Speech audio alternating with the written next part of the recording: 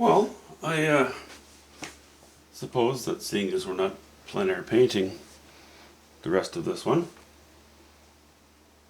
I'm just going to paint it. I talked about trying to capture the character of a scene. I'll do that more easily if I'm actually on scene. Didn't work out. But I do kind of like what's going on here. We don't have the cliffside tumbling down to some lower trees. And something that I made a mistake when I was yesterday when I was thinking about how to compose my painting. There was too much information in there for something of an 8 by 10, unless I wanted to make a very tiny painting, which I stress I am not interested in doing. But what we have is this, and let's just play with that. I see some promise in this design as it is. Moved a few things around a little bit. I'm still going to use this big brush though. This is way too big for this painting. Oh well. About time I did something useful. Or something challenging. Challenging my skills with a big brush on a small painting. Now, I could begin painting around the edges. See, I want my strongest light to be in here. I could begin painting around the edges. But I would have to clean my brush repeatedly as it got closer to my higher intensity. So I'm going to start with my highest intensity. And make the brush dirtier as we move away from it. So, cad yellow, pale yellow ochre, bit of white. And I'm going to just play and cut in here and there where I think it works.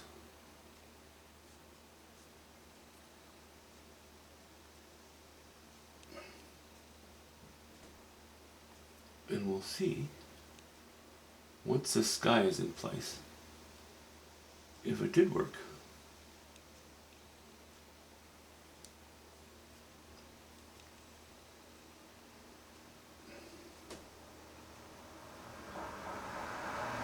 Because it is, even though it's not plein air, it's still a study. I'm not going to worry about some rough edges, some untidy corners, things like that. I don't care if the perfume smells just exactly right. All I care about is, again, capturing the character of the scene. No longer the scene that we're at, because we're not there anymore, but the scene that I'd like to capture right now, right here.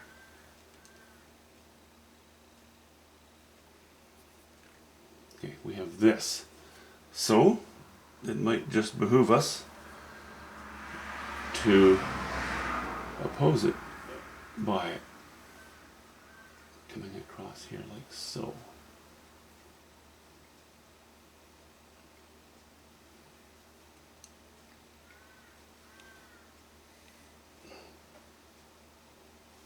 See what I'm doing? I've created a curve here to oppose this one. This one's going to be very gentle, a little more subtle, but it's still kind of an effective design technique.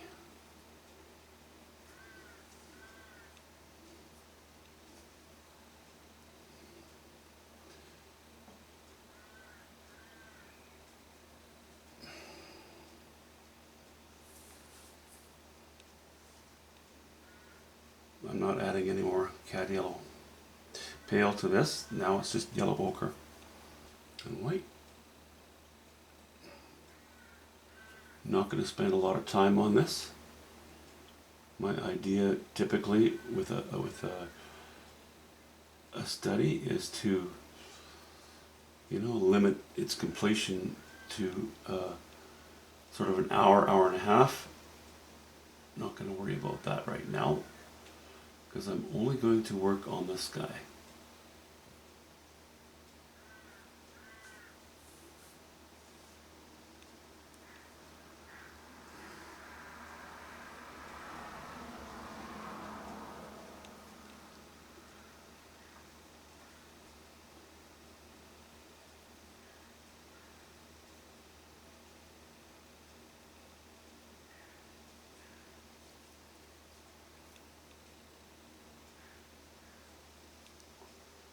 being a flat brush, you need to pay some attention to when you wipe your brush off, or dip into the paint, you might end up with this.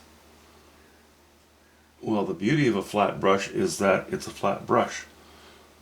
So if you can load your brush and still keep it with a reasonable sharp edge on it, a good shoulder available to you for control, then that's the way I would go about it.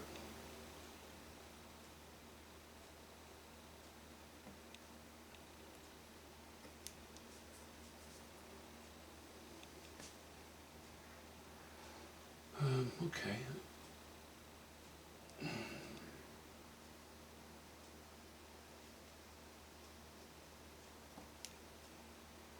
I'm not adding any linseed oil or turpentine to it at the moment.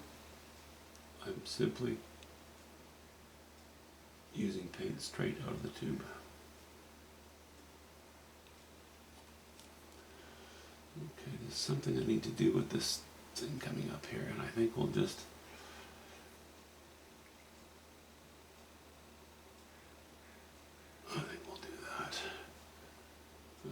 do that, and we'll chip away on that side.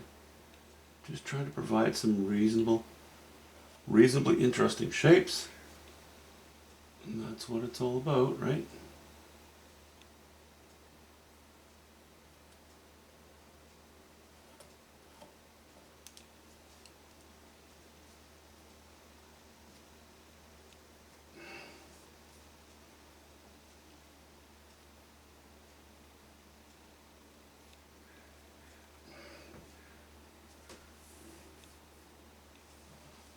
All right, now let's add a little bit of alizarin crimson to this, warming up that color. Yes, right now it's going to appear like as a very strong silhouette, but there's so much mass here, I think I'd still like to provide a little more interest. Don't know if I'm going to hint at a creek in the foreground or a body of water. Don't know yet, but that's the beauty of artist license. I can do what I want, and I can play my cards as I see fit as the painting moves along.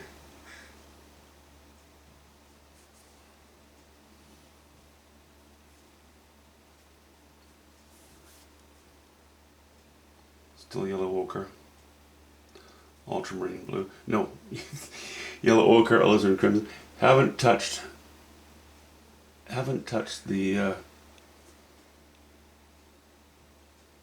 cad yellow pale anymore at all. I'm sort of hesitant, in my original view of the area, there are distant mountains, and I don't know if I want to replicate them. I kind of don't think so. I think I might want to just let's do that. Let's just bring these colors right down to here.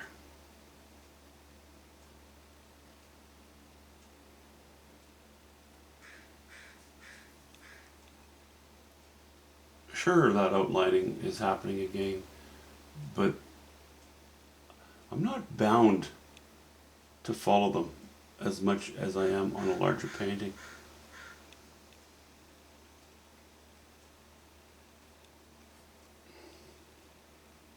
Or put it this way, I don't feel bound to follow them.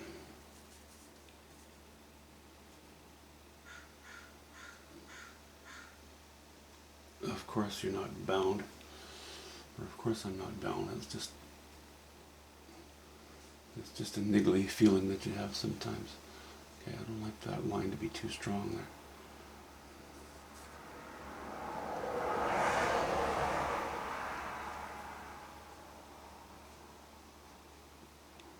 And I had some fancy plans of going out again today.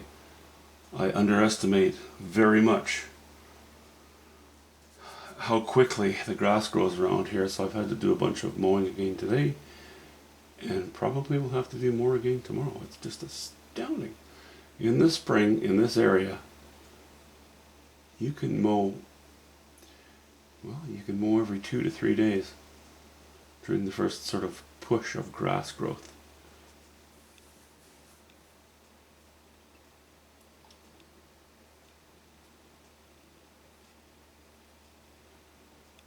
Okay, I don't want strong designs in the sky. I just want gentle, what? Implications? So that the viewer can infer from those implications what I'm after.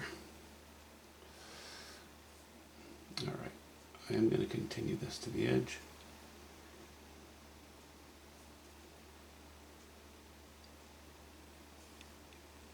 I know it looks rough and I like that look. I often do not have the brevity to maintain it, but that's what we're going to shoot for today. Or rather on this painting, because it's not just going to be today that I'm going to be playing with it.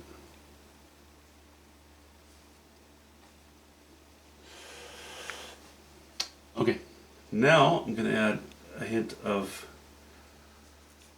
ultramarine blue. Then we're going to go purple. Ultramarine blue and alizarin crimson. Purple, well, you know, it's not really purple. Well, it is. It's just sort of a dirty purple. It's kind of soft. It's kind of soft.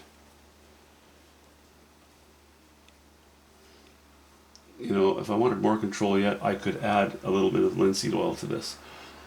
Even a little bit of terps.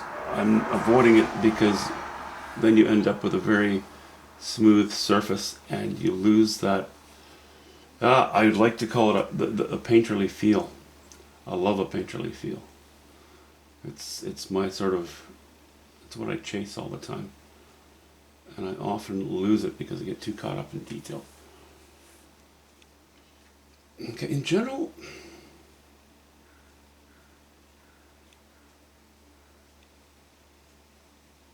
I think that's good. Don't like that, it's too strong. Let's go with the same stuff, but add a little more alizarin crimson, a little more white. Let's take the lid out of this pencil, shall we? Let's just drop that a bit. Okay, now I'm going to give the brush a wipe. I'm not going to clean it, I'm just going to wipe the excess paint out of it. And go to a shot of almost straight yellow ochre. It's too dark, add a little more white to it. I say almost straight yellow ochre because I'm mixing it into my pile that already has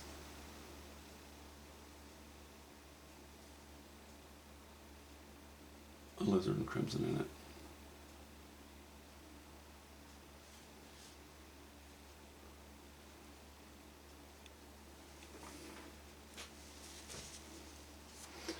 Now I'm wiping it again.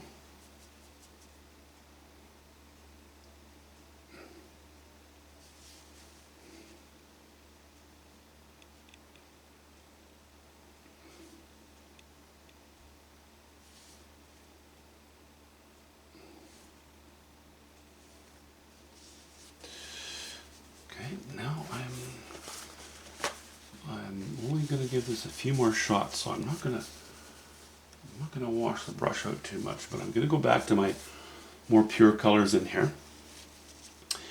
And we're going back to Cad Yellow Pale and white.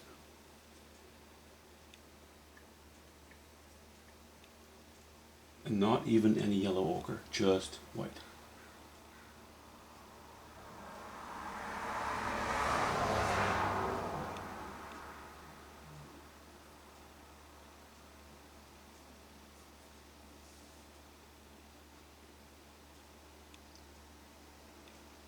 You know, as I lay it on there, you can see that it's mixing in with the paint that's already on there. So, in a sense, you know, you're treating your actual painting as a palette for the moment.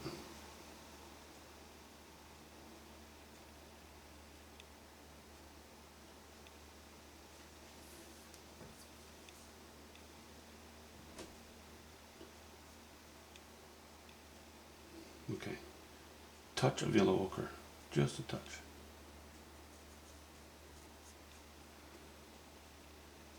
The value is still pretty high. Chrome's a little bit lower.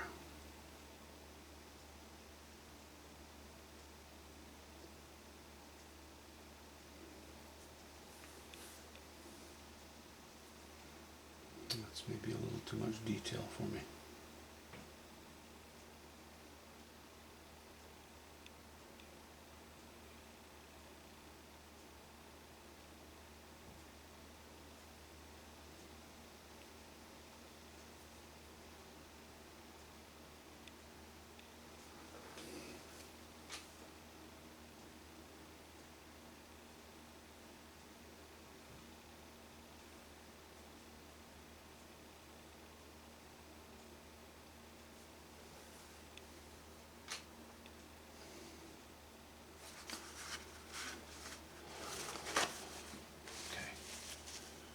Now I'm getting a little bit too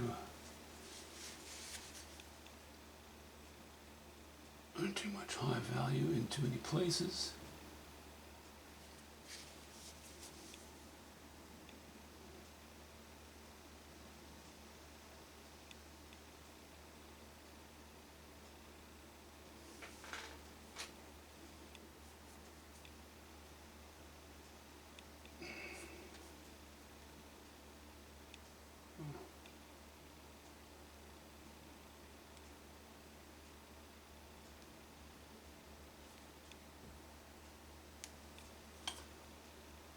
I don't know.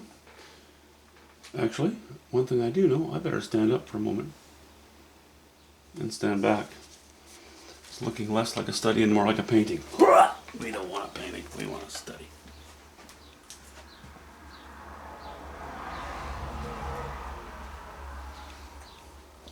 This line repeats this a little bit, not going to worry about it. Not an issue. It's not important enough. I'm going to square off with the painting. Square off with the painting. So that you can see more honestly the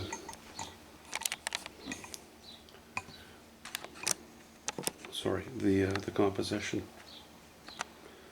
Hope that's not too blinding with its light colors against dark, but there it is. So ignoring the planarianess of its original intention, all I care about again is, am I in fact producing an attractive article?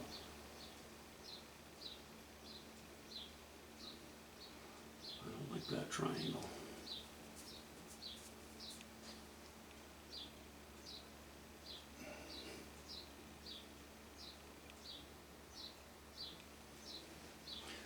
Too much symmetry going on.